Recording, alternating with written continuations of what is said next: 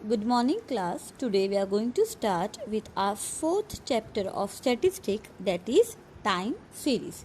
So time series का मतलब क्या है, मीनिंग क्या है? स्टैटिस्टिकल डेटा कलेक्ट करना अलग अलग टाइम पे और उनको अरेंज करना ऑर्डर वाइज, उसे हम बोलते हैं टाइम सीरीज. ये इसका एक सिंपल मीनिंग है.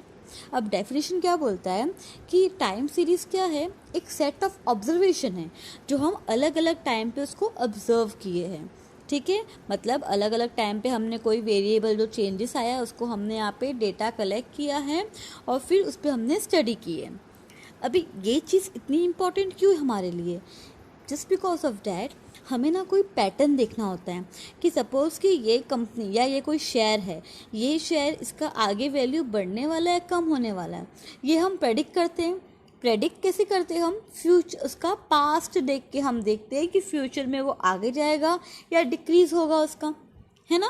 तो हम क्या करते हैं, टाइम सीरीज, ये डेटा के थ्रू हम जो भी फाइन कलेक्ट करते डेटा, उसके थ्रू हमें एक नॉलेज होती है कि वो पैटर्न क्या फॉलो अप करेगा, आगे पैटर्न क्या है उसका. हम यहाँ पे प्रेडिक्ट करते हैं कि फ्यूचर में क्या चेंजेस आ सकता है. क्लियर है आपको? तो ये था definition of time series. Now we are going to discuss the component of time series. कौन से कंपोनेंट है इसके टाइम सीरीज के? देखो, ये सब पैटर्न जो फॉलो अप कर रहा है, इससे हमें मालूम पड़ता है कि क्या यहाँ पे इंक्रीज़ हुआ है, डिक्रीज़ हुआ है अलग अलग टाइम गैप में. ठीक है, इस वजह से हमें क्या नॉलेज मिलती है कि पास्ट से हम फ्यूचर में इसका क्या चेंजेस आ सकता है. प्रेडिक्शन लेवल हमें इससे बहुत अच्छे से मालूम पड़ जाता है. ओके, तो हम फिर डिस्कस करेंगे फिलहाल कंपोनेंट ऑफ टाइम सीरीज. तो पहला आपका है यहाँ पे लॉन्ग टर्म कंपोनेंट और ट्रेंड. मतलब कोई ट्रेंड क्या फॉलो अप हो रहा है. फॉर एग्जांपल, अपनी इंडिया पॉपुलेशन बहुत ज़्यादा है, पॉपुलेशन इंक्रीज़ हो रही है. इन शॉर्ट यहाँ पे जो सेल है जो मोबाइल का वो बढ़ने वाला है. तो यहाँ पे जो ट्रेंड है वो बहुत लंबे टाइम तक फॉलो अप बढ़ते जा रहा है. ठीक है, तो ये आपका ये एक फैक्टर हो जाएगा किसका? टाइम सीरीज का. सेकंड आपका है सीजनल कंपोनेंट. मतलब सीजन के चेंज होने से जो वेरिएशन हमारे सेल में आता है वहाँ, उसे हम क्या बोलेंगे? Seasonal component. अब वो सीजन वाइज चेंज कैसे होगा? वो दो फॉर्म में है, या तो नेचुरल या तो मैन मेड. नेचुरल मतलब फॉर एग्जांपल अगर सपोज विंटर के टाइम पे हमारा डिमांड क्या करते हैं? वुलन क्लोथ का डिमांड बढ़ जाती है. एंड वाइज वर्सा, अगर समर है तो उस टाइम क्या डिमांड एसी की बढ़ जाती है. तो मतलब क्या, सीजनल के चेंज होने से यहाँ पे नेचुरल फैक्टर, जो नेचर के चेंज होने से यहाँ पे जो इम्पैक्ट पड़ता है हमारे सेल में. ठीक है, और सेकंड हमारा यहाँ पे दिया हुआ है effect of man made factor. For example कोई शादी वगैरह टाइम है तो उस टाइम क्या डेकोरेशन का, ऑर्नामेंट्स का सेल इंक्रीज रहेगा. या फिर कोई फेस्टिवल आ रहा है तो ये कोई मैनमेड फैक्टर से यहाँ पे सेल में कुछ चेंजेस होना टाइम पे, तो उसे हम क्या बोलेंगे? Effect of manmade factor. ये दो सब पॉइंट है किसके?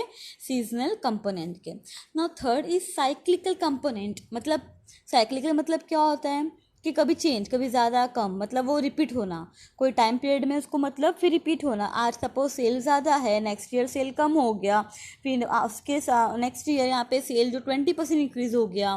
मतलब एक साइक्लिकली यहाँ पे कुछ चेंजेस आना, उसे हम क्या बोलेंगे? Cyclical component.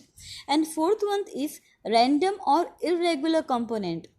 मतलब जो अचानक से कुछ चीज़ होना. फॉर एग्जांपल हम अपना प्रोडक्शन प्रॉपर यहाँ पे प्रोड्यूस हो रहा है हमारा प्रोडक्ट, अचानक फ्लड आ गया, फेमाइन आ गया. ठीक है, तो उससे क्या होगा?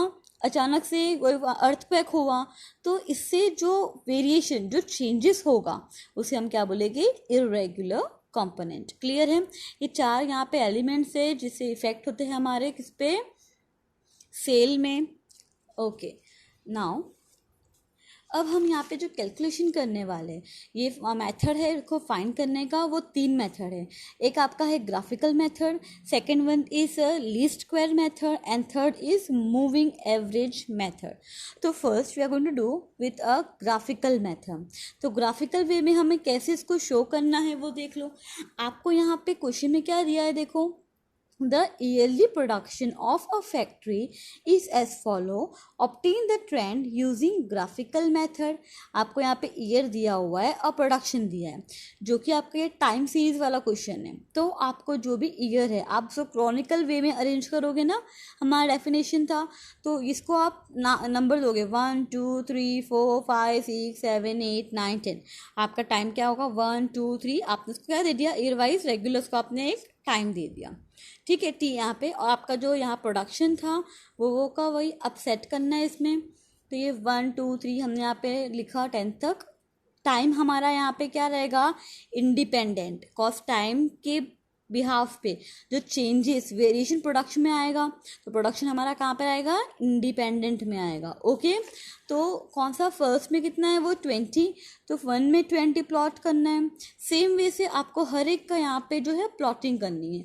प्लॉटिंग करने के बाद आपको सारे लाइन यहाँ पे ज्वाइन करना है और देखना है कि ये ट्रेंड किस वे में जा रहा है, स्लोप किस वे में जा रहा है। क्लियर है आपको? ये आपका जो पॉजिटिव वे में जा रहा है तो आपका ये ट्रेंड शो कर रहा है। That's it. Now same for second, आपको यहाँ पे जैन फेब मार्च अप्रैल दे के रखा है मंथ, और आपको सेल दिया हुआ है, तो इसको आपने क्या ऐसे टी दोगे तो 1 2 3 4 5 6 7 8 9, और आपका वो वाई वो का वही है। अभी आपको इसको यहाँ पे ड्रॉ करना है ग्राफिकल वे में। आपने यहाँ पे टाइम लिखा, ये आपका रहा सेल। अब आपका सेलिंग कितना है वो देखना है। यहाँ पे आपने सिर्फ सिंदस को यहाँ पे क्या प्लॉट किया, आपने प्लॉट किया नंबर वाइज, जो डॉट था उसको आपने एडजस्ट किया। अब देखना आपका जो ये ट्रेंड है ये एकदम ये कर्व शेप में है, स्ट्रेट में नहीं है, ये थोड़ा कर्व में जा रहा है, ठीक है। तो ये आपका क्या दिखा रहा है कि जो कर्वनेस है ये आपको आपका ट्रेंड दिखा रहा है कि आपका ट्रेंड कितने तेजी से यहाँ पे अपवर्ड साइड जा रहा है। क्लियर है? यहाँ पे कुछ मेंशन नहीं करना है, जिससे आपको एक ग्राफ यहाँ पे रेडी करना है। आपको सेम वे से एक्सरसाइज 4.1 आपको रेडी करना है। यही है पूरा।